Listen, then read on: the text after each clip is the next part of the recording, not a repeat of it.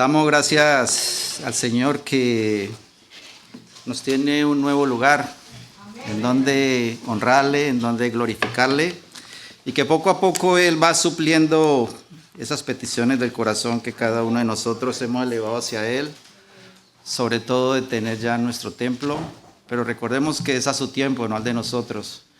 Y damos gracias a Él por los dones que ha derramado en cada uno de nosotros. Y en esta hora doy gloria a Dios por el equipo de media, su excelente trabajo, por todas las personas que involucran todo este talento y que podamos nosotros ahora sentirnos más cómodos, más confiados de que tenemos un buen equipo que responde a lo que Dios espera de nosotros. Hermanos de media, muchas gracias por esa labor. Como decía nuestra hermana Olga, el texto es un poco corto, pero igual de profundo. Es igual de profundo en cuestiones teológicas. Parece ser sencillo, pero realmente no lo es, porque hay preguntas muy profundas dentro de sí mismo. Y para ello es necesario explicarlo de una manera coherente y a los ojos de Dios, ¿no? Así es que vamos a orar para que sea nuestro buen Dios el que nos dirija en esta porción de la Escritura, ¿no? Oremos. Padre Santo, gracias te damos una vez más. Gracias por tu amor y tu espíritu que has derramado en cada uno de nosotros. Padre, en este momento te pedimos tu dirección, Señor. En este momento en que nos aprestamos a exponer tu palabra, que seas tú a través de tu Espíritu el que nos enseñe, el que nos reargulla, Señor, el que nos dirija. Bendice la meditación profunda de tu corazón y hazla acepta delante de ti. Padre Santo, te pedimos de que salgamos con un corazón renovado, Padre Santo, un corazón transformado, porque es lo que tú quieres. Tú quieres no solamente que seamos oidores, sino también hacedores de ella, Señor. Que seamos luz en medio de las tinieblas, Señor. Transfórmanos a través de ella. Te lo pedimos en tu santo nombre, en Cristo Jesús. Amén. En la historia de hoy vemos, como siempre, a Jesús. Y en cada una de las historias, en los evangelios sinópticos, Mateo, Marcos, Lucas, de pronto Juan también, algunas de estas historias, la forma de enseñar de él y la forma de enseñar del maestro era una forma práctica, sencilla. Él usaba todos los elementos que estaban alrededor para siempre darnos una enseñanza a cada uno de nosotros. El buen Jesús siempre habló también del reino de los cielos y también puso muchos ejemplos sobre el reino de los cielos, en una forma de que cada uno de nosotros, no solamente de los de la época de él, sino también nosotros, tuviéramos una idea de lo que había ya, tanto físicamente como lo vamos a ver ahora, espiritualmente, o el carácter que se esperaba de nosotros y cada uno de sus discípulos. Por ejemplo, él habló en un texto comparativo o un ejemplo comparativo de comparar el reino de Dios a una semilla de mostaza, de comparar el reino de Dios a 10 vírgenes, de comparar el reino de Dios a un tesoro escondido. Él buscaba siempre la manera de enseñar de una manera muy sencilla y muy práctica todo aquello de que podríamos nosotros imaginarnos del reino de que él hablaba. En este caso, en Lucas 18, 15, 17, él nos quiere enseñar sobre el carácter que debemos tener cada uno de nosotros para llegar al reino de Dios. Y es que, amados hermanos, si nosotros nos ponemos a ver, no hay mejor ejemplo de amor, de paz, de bondad, de alegría, de felicidad, que ver a un niño a sus ojos, a un recién nacido.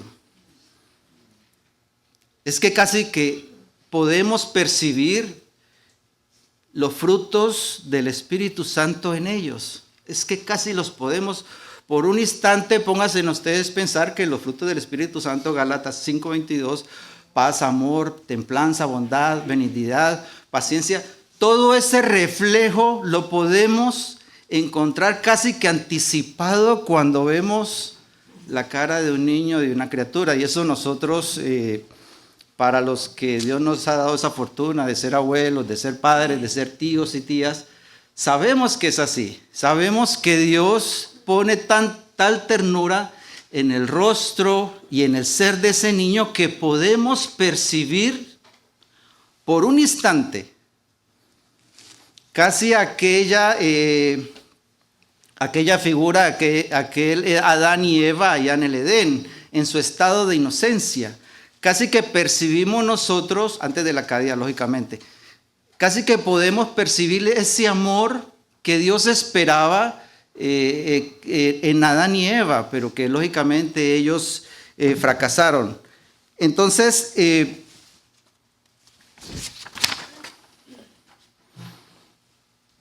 el problema con esto es que a través que pasa el tiempo, a través que los niños pasan los meses, pasan los años, ellos son expuestos a un cambio en su ser, ya sea por los mismos padres, ya sea por la sociedad, ya sea por su entorno.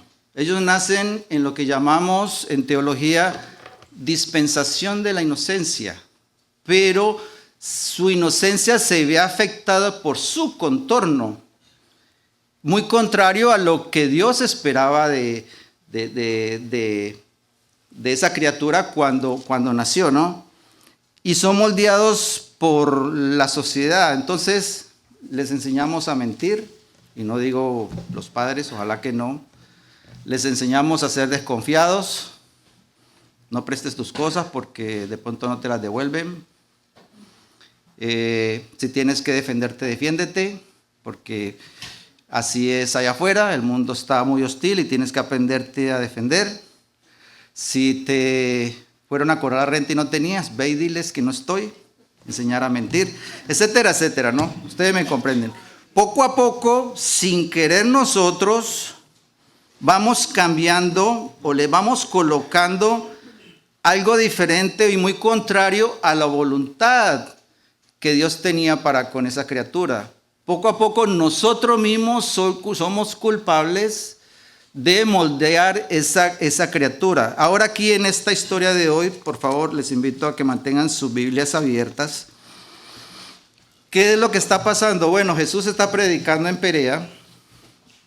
Como era normal en esos tiempos, los padres llevaban sus hijos y buscaban un rabino prominente o importante de la región para presentar a sus hijos delante de este rabino, en este caso Jesús, y que pudiese orar por ellos. Era una tradición. Bueno, ¿qué es lo que está pasando en esta situación que ahorita vamos a ver? Parece ser que la gente se acumuló demasiado, el maestro estaba predicando, y estas personas con sus hijos vienen donde el maestro y los discípulos los detienen porque para ellos pensaban de que estaban estorbando la predicación del maestro. Y entonces detenían a estos padres con sus hijos. Y allí Jesús les dice a ellos, no lo hagan, deja que los niños vengan a mí. Mateo nos explica que Jesús se enoja con ellos y muy pocas veces vamos a ver al maestro molesto. Entonces vamos a leer, dice así el texto, todos en el versículo 15, traían a él los niños para que los tocase, lo cual viendo los discípulos les reprendieron. Mas Jesús llamándolos dijo, dejad a los niños venir a mí y no se los impidáis, porque de tales es el reino de Dios. De cierto os digo que el que no recibe el reino de Dios como a un niño, no entrará en él. Aquí nos encontramos 3 preguntas, de las cuales espero que el Señor me dé el discernimiento para contestarles de una manera adecuada. La primera pregunta que nos encontramos es, ¿cómo nosotros impedimos que nuestros hijos vayan a Jesús? Es la primera pregunta que tenemos que contestarnos nosotros. La segunda pregunta, y de pronto una de las más importantes en teología: ¿en qué forma Dios no inculpa de pecado a los niños y les garantiza el reino de los cielos? Esa es una pregunta muy importante y ahora le decimos por qué. Y en el segundo, ¿cómo es recibir el reino de Dios como un niño? Entonces esas son las tres preguntas que vamos a tener el día de hoy. En la primera, ¿cómo impedimos que los niños vayan a Jesús? Bueno, nosotros impedimos que los niños vayan a Jesús precisamente cuando no hablamos de Jesús, no les hablamos de Jesús a ellos. Cuando no tenemos en nuestros hogares la costumbre de abrir la Biblia y estudiar con ellos.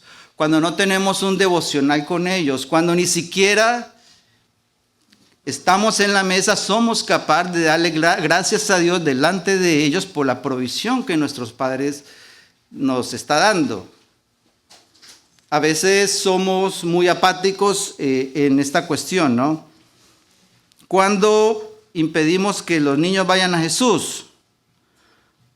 Cuando nosotros como padres no sabemos vivir en santidad y en comunión. Quiere decir, cuando no somos un verdadero ejemplo para ellos.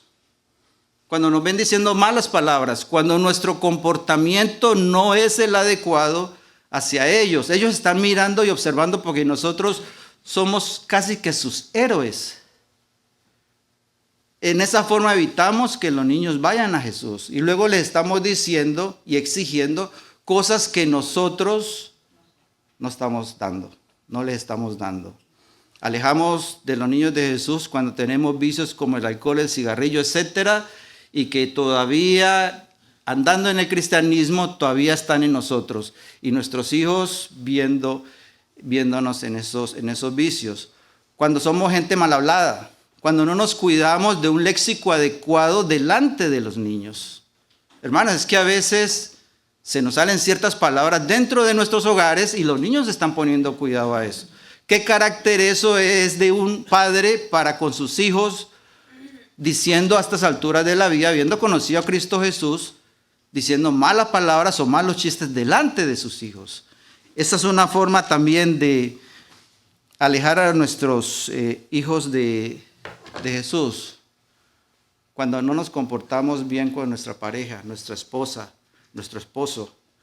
Cuando abundan las peleas y los pleitos por cualquier cosa, los niños están observando eso en nuestro hogar. De esa forma también alejamos a los niños de Jesús. Cuando tenemos intereses seculares más importantes que los del reino de Dios. A veces, les voy a poner un ejemplo. Cuando juega cualquier selección de fútbol, pensamos nosotros de que faltar un domingo a la iglesia no va a pasar nada. Y entonces, pero nos olvidamos que tenemos una criatura que está viendo y observando que papá y mamá no vinieron a la iglesia porque había un partido de fútbol. Entonces, para ellos, para esa mente, recuerde que está en desarrollo espiritual y en todo aspecto, va a pensar él que lo secular y que el deporte y todo es más importante que papá Dios. Cuando tenemos, y con todo respeto, lo voy a decir, cuando tenemos y nos llega una visita al fin de semana, el domingo, y hay que atenderla. Hermanos, he visto testimonios aquí y me consta de que han dicho que la visita se queda si no quieren ir, pero yo a la casa de Dios tengo que estar el domingo y que me espere allá. Y esa es la actitud que debemos de tener para con nuestros hijos. Cuando cedemos a los caprichos y a los berrinches, a los berrinches de ellos, la palabra colombiana. Hermanos, a veces los niños son manipuladores, pero también porque le hemos enseñado a hacerlo o lo han aprendido en sus colegios. Y hacen sus berrinches para no venir a la iglesia. Y entonces cedemos ante eso. Y si ellos no quisieron venir a la iglesia, ok, no pasa nada. quédate allí y no hay problema y entonces nos vemos al ratico, o me quedo porque hay que echarle ojito también, ¿no? Niños malcriados. Alejamos de los niños de Jesús cuando les prestamos el celular o la TV o el internet para que no hagan sus rabietas, pensando de que se está educando correctamente y viendo que lo que están aprendiendo es muy contrario a los propósitos de Dios. Hermano, tenemos que poner cuidado en eso. En el internet no se están viendo, nunca se ha visto cosas buenas. Ese no es un modo de educar a un niño. Alejamos a nuestros niños, por último, de Jesús cuando somos padres irresponsables, cuando no sabemos el mandato que Dios nos ha dado en nuestro hogar, en el cuidado y la provisión de las criaturas. A veces nos encontramos padres y madres muy dejados en cuanto a la provisión que tienen que tener con sus hijos. Tengamos mucho cuidado con eso, porque Dios va a demandar de nosotros lo que nos encargó, y fue la crianza y la educación de nuestros niños. ¿A qué quiero llegar con eso? De que, hermanos, la educación espiritual de nuestros niños comienza es en casa, no en la iglesia. Entiendan eso, por favor. Tú no puedes traer a tu niño y a tu niña a la iglesia pensando de que aquí se les va a proveer la palabra de Dios. Y amén que así es. Pero nosotros somos una consecuencia, nosotros somos un complemento de lo que ustedes empezaron en casa. No pueden dejarle la responsabilidad a la iglesia y decir es que es culpa de la iglesia, cuando si hacemos un análisis dentro de nosotros, vamos a ver que nosotros somos los culpables por haber dejado a esas criaturas a la deriva, a lo que el mundo les enseñara. Y muchas veces ya es demasiado tarde. Tengamos mucho cuidado con eso. El punto número 2, y para mí de pronto es el más difícil de responder de una manera adecuada y teológica. ¿En qué forma Dios no inculpa de pecado a los niños y les garantiza el reino de Dios? Para ello vamos al libro de Romanos, capítulo 12. Los que de pronto se les dificulte leer, nuestros hermanos de media, como siempre, nos están ayudando allí con la cita bíblica. Romanos 5, versículo 12. Dice así.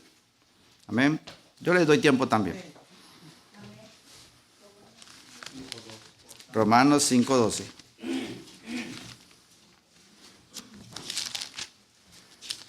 Tomémonos todo el tiempo para este punto número 2 porque es muy importante, hermanos, créanmelo. Dice así: por tanto, como el pecado entró en el mundo por un hombre, estamos hablando de Adán, y por el pecado la muerte, así la muerte pasó a todos los hombres por cuantos todos pecados. Estamos hablando de la herencia adámica, ¿no? El pecado que es transmitido, el pecado que es heredado por Adán. Desde que nacemos somos nosotros poseedores de aquella decisión de Adán de entregarle el reino al maligno, ¿no? Pero entonces, ¿cómo es que Dios, según este texto que leímos en Lucas 17, cómo es que Dios excluye a los niños y les garantiza el reino de Dios? Cuando un niño muere, ¿cómo es que Dios los excluye de este pecado y les garantiza el reino de Dios? Y esto es muy importante y que quede claro entre nosotros para que tengamos la seguridad de que un niño o un infante va a la presencia del Señor y no como otras denominaciones que va al limbo o que va al angelito, que yo no sé qué. No, va a la presencia del Señor directamente. Bueno, para ello tenemos que comenzar por lo contrario. ¿Por qué es que una persona es inculpada? Entonces vamos a Juan, y perdónenme que los voy a tener así, pero recuerden que también los hermanos de media me están ayudando. El Evangelio de Juan, capítulo 3, versículo 36. Evangelio de Juan, capítulo 3, versículo 36. Vamos a ver por qué el ser humano es inculpado de pecado. Dice así: el que cree en el Hijo tiene ¿qué? Vida eterna. Pero el que rehúsa creer en el Hijo no verá la vida, sino que la ira de Dios está sobre él.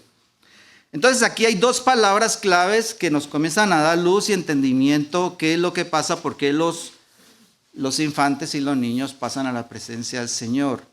Y una es creer y la otra es ¿qué? Rehusar. Una para salvación y otra para condenación. Dice Juan 3:16, de tal manera Dios al mundo que ha dado a su Hijo unigénito para que todo aquel no se pierda más que, mas tenga vida eterna. Es la oferta de salvación que Dios le dio a todo el mundo, solo que hay unos que aceptan esa oferta y otros que la rechazan. Dice la palabra de Dios en Jeremías 29:13, dice: y me hallaréis, me buscaréis y me hallaréis. O sea que Dios está disponible para todas las personas en todos los rincones y lugares del mundo. Solo que hay quienes rechazan y rehúsan la oferta de salvación. Inclusive los que nunca escucharon, óigalo muy bien, los que nunca escucharon por uno u otro motivo de la palabra del Señor. Salmo 19:1 dice que la misma creación que cuenta la gloria. O sea que la persona en sí, el ser humano, es inexcusable, gracias hermana Olga, de no haber hallado a Cristo Jesús. No hay forma de que nosotros escapemos al juicio por no haber escuchado la palabra de Dios, porque dice Salmo 19 que la misma creación cuenta, que hay un Dios creador, que hay un Dios que le está buscando, que hay un Dios que te va a hallar si usted le busca, que hay un Dios que está dispuesto a darte la salvación a través de Cristo Jesús. Entonces, partiendo de allí, Jesús muestra una especial misericordia en el caso de los niños de Lucas para aquellos que debido a su corta edad o su madurez mental son incapaces de ser creyentes o incrédulos. Una vez más, Jesús muestra una misericordia especial para aquellos que debido a su corta edad o su madurez mental no pueden elegir entre lo bueno y lo malo. Y es que nosotros pongámonos a pensar, un niño de 1 o 2 añitos, preséntele el evangelio, ¿qué te va a contestar? No va a tener conciencia de ello. Es más, si hemos sido padres muy devotos hasta los 2, 3 años y le hemos, que lo creo con el corazón, le hemos enseñado, le hemos compartido la Biblia, las maestras escuelas dominicales, párvulos, etc. Realmente la conciencia de un niño de esos no va a entender realmente sobre una decisión de fe. Es por eso que Dios no les imputa de pecado. Y vamos a colocar un ejemplo que nos dice la Biblia. Vamos a colocar un ejemplo entre el reino de Dios y los niños. Vamos a ir a Deuteronomio, en el capítulo 1, versículos 34 y 39. Y vamos a colocar este ejemplo, y este ejemplo es muy veraz para sostener esto que les traigo hoy, de la palabra de Dios. ¿Qué es lo que está pasando allí? Bueno, lo que está pasando allí es que el pueblo de Dios está listo para conquistar la tierra prometida. La tierra prometida es una simbología al reino de Dios. Y ese pueblo, Dios les dice, vaya y reconozcan esa tierra antes de entrar allí, a ver qué les espera. Moisés escoge 12 personas y durante 40 días recorren toda esa parte y traen un reporte. Pero ¿qué es lo que pasó? 10 de ellos, excepto Caleb y Josué, vinieron con miedo, se espantaron de lo que encontraron allí. Dicen, bueno, es una tierra muy buena, tierra que fluye leche y miel, pero las personas ya están grandotas. Son personas gigantes y yo creo que no vamos a poder con ellas. Así que mejor nosotros busquemos otro líder y volvámonos para Egipto. Se asustaron. Dicen que eran gente que eran tan grandes que a su estatura los israelitas parecían langosta, que era tierra que comía gente.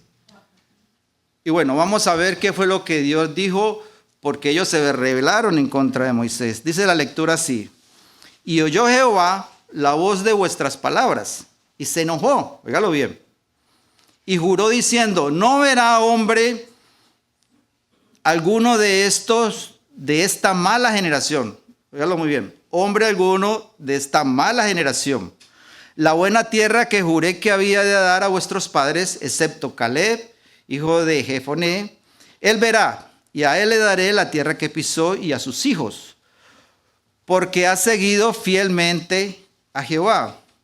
También contra mi siervo se airó Jehová por vosotros. Está hablando ahorita Moisés. El Señor también se airó con Moisés. Y me dijo, tampoco tú entrarás allá. Josué, hijo de Nun, el cual te sirve, él entrará allá. Anímale, porque él la hará heredar a Israel. Y aquí viene el punto más importante. Y vuestros hijos, de los cuales dijisteis que servirían de botín,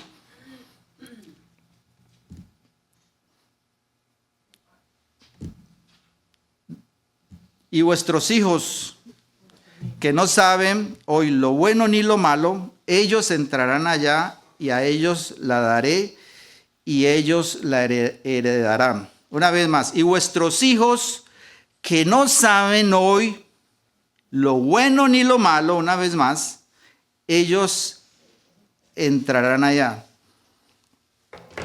Los padres fueron condenados por sus decisiones porque sabían lo que estaban haciendo. Habían hecho una elección, pero sus hijos menores, sus bebés, fueron excluidos de ese castigo porque ellos no sabían lo que estaban pasando y Dios les perdona y dice la palabra de Dios que esta generación sí entró a poseer la tierra prometida. Por eso es que los niños son excluidos. En el libro de Jonás, en el capítulo 4, me encanta el libro de Jonás. Yo sé que a muchos predicadores les fascina también este libro. Y sabemos que uno de los temas principales es la desobediencia del profeta, ¿no? De ir allá y predicarle a los gentiles. Y a veces me gozo de ello porque Dios desde el Antiguo Testamento ya le estaba predicando a los gentiles. Desde el Antiguo Testamento ya le andaba predicando a los gentiles. Y todos más o menos los que hemos oído estas prédicas, las lecciones, los estudios, sabemos de que es una analogía en la cual Dios les quiso enseñar al pueblo de Israel que tantos profetas que Dios mismo les había enviado a este pueblo, les habían rechazado, incluso los habían matado. Y Dios les quería mostrar en su omnisciencia, porque Dios ya lo sabía, que con solo este profeta, Jonás, ese pueblo se arrepentiría. Y con solo una vez que lo mandó. Dice la palabra de Dios que todo ese pueblo, sabemos, se arrepintió cuando les fue proclamada la palabra. Pero hay algo de lo que los maestros y los predicadores obvian en estas enseñanzas. El verdadero propósito de Dios para con este pueblo. Y lo vamos a encontrar en Jonás capítulo 4, versículo 11. Dice así: y no tendrá yo piedad de Nínive, aquella gran ciudad donde hay más de 120,000 personas que no saben discernir entre su mano derecha y su mano izquierda y muchos animales. Eran 120,000 niños. que Dios, aunque pertenecían a un pueblo opresor, y esto nos tiene que enseñar mucho para todos nosotros, que a veces pensamos ahora, por ejemplo, en la guerra de Medio Oriente, que Dios solo cuida al pueblo de Israel. Pues estamos equivocados, porque el pueblo asirio era un imperio bárbaro, extremadamente muy malo, mas sin embargo Dios en su misericordia tenía cuidado de 120,000 niños que estaban allí y quería que ellos también conocieran de la palabra de Dios. Entonces nos dice allí el texto que estaba preocupado por ellos, quería que ellos se les predicara porque no quería que perecieran, porque no sabían discernir entre lo bueno y lo malo. Entonces acá, en estos ejemplos, encontramos la razón de por qué Dios no imputa a los niños de pecado original o el pecado de Adán. Primero, por la diserción, porque no saben discernir entre lo bueno y lo malo, y tampoco porque carecen el poder de elección en el creer como en el rechazar la palabra de Dios. Y es por eso que Dios les garantiza a ellos el reino de los cielos, como nos lo dice Lucas, porque ellos heredarán el reino de los cielos. Por eso es que la Iglesia Reformada no bautiza niños, porque no tienen poder de elección ni diserción. Por eso es que nuestra iglesia, en este caso, nosotros lo hacemos más adelante, cuando ellos tienen conciencia de recibir a Cristo Jesús como su Señor y Salvador. Es por esa razón en la cual nosotros no bautizamos infantes como lo hacen de pronto otras denominaciones. En el punto 3, ¿cómo es recibir el reino de Dios como un niño? Esa es una muy buena pregunta que surge también de este texto. Bueno, una de las características que poseen los niños es la dependencia hacia sus padres. Ellos dependen 100% de la subsistencia de sus padres para con ellos. El bebé desde muy temprano, casi desde el mismo día de nacido, su madre lo alimenta con leche. Los padres le proveen todo lo necesario para que este niño comience a crecer de una forma adecuada en este mundo. Y ese es el contraste a la autosuficiencia, en el cual el ser humano no depende absolutamente de nada. Esta es la actitud que debe de tener aquellos que reciben el reino de Dios.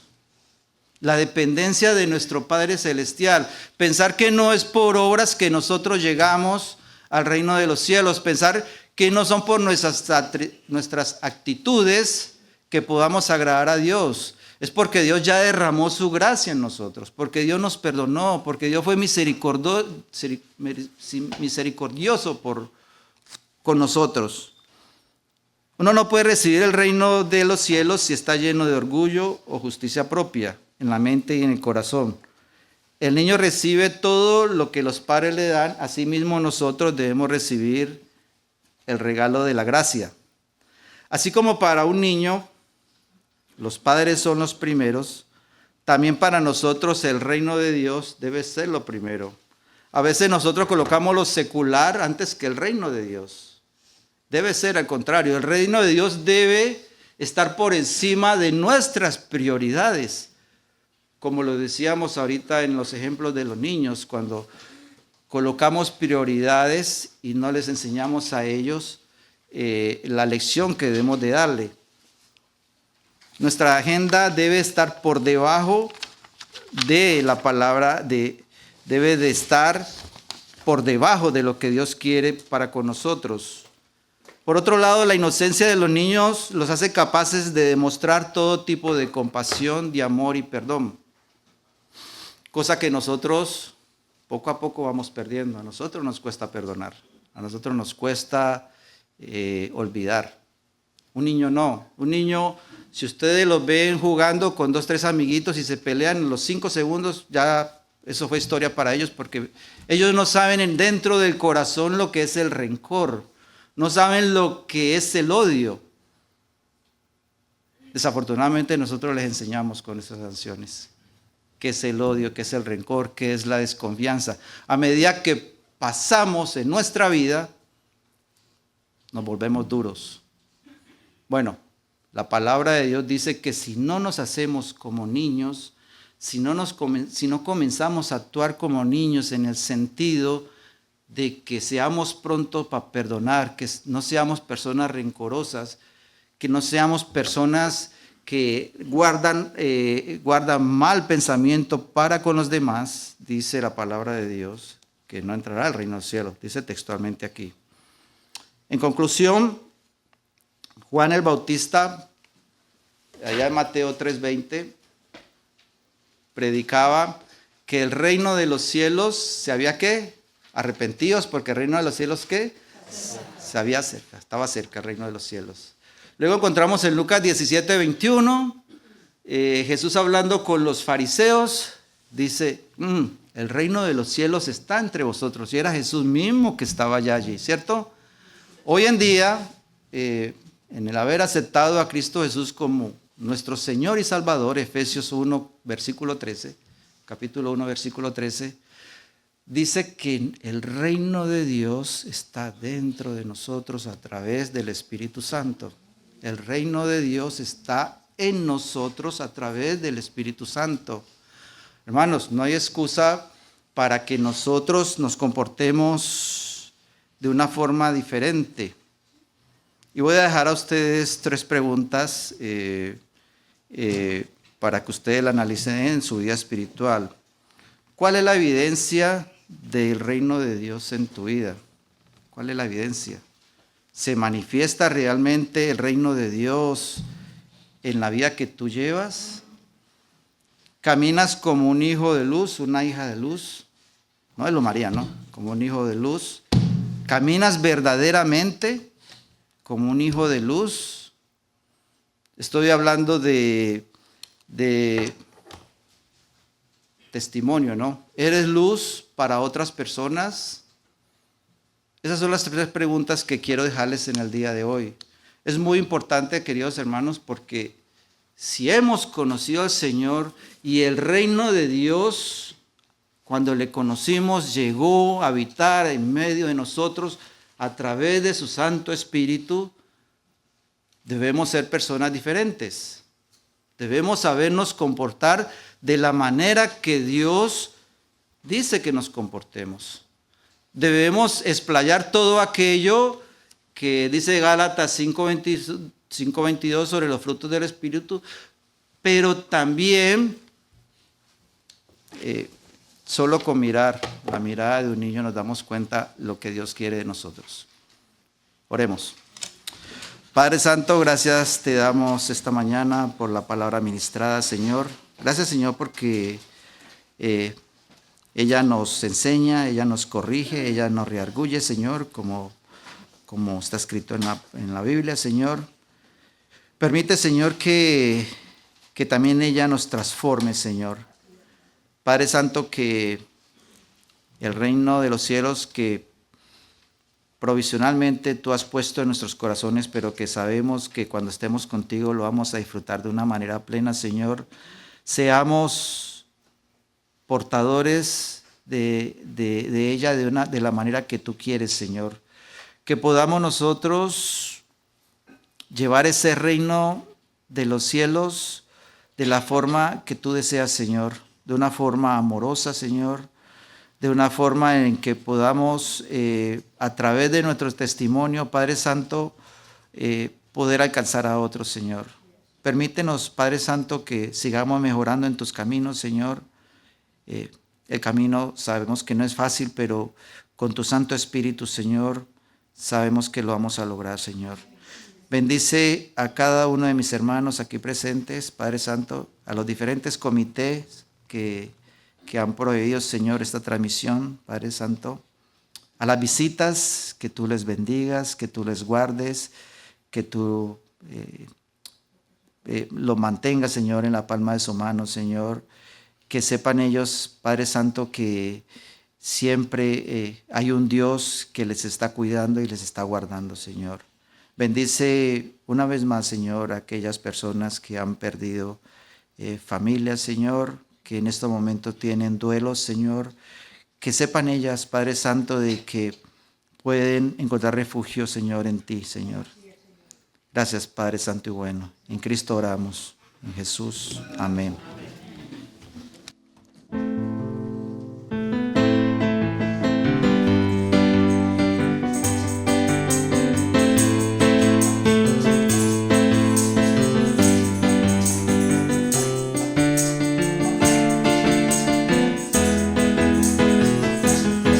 Has ganado la victoria para mí. Al pecado has vencido, has ganado la batalla tú por mí. Has ganado la victoria para mí. Al pecado has vencido, has ganado la batalla tú por mí. Porque tú eres mi Dios en los cielos.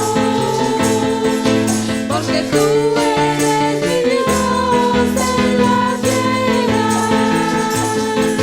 Porque tú eres mi Dios en los cielos. Porque tú eres mi Dios en la tierra. Tú eres mi Dios y te alabaré. Has ganado la victoria para mí.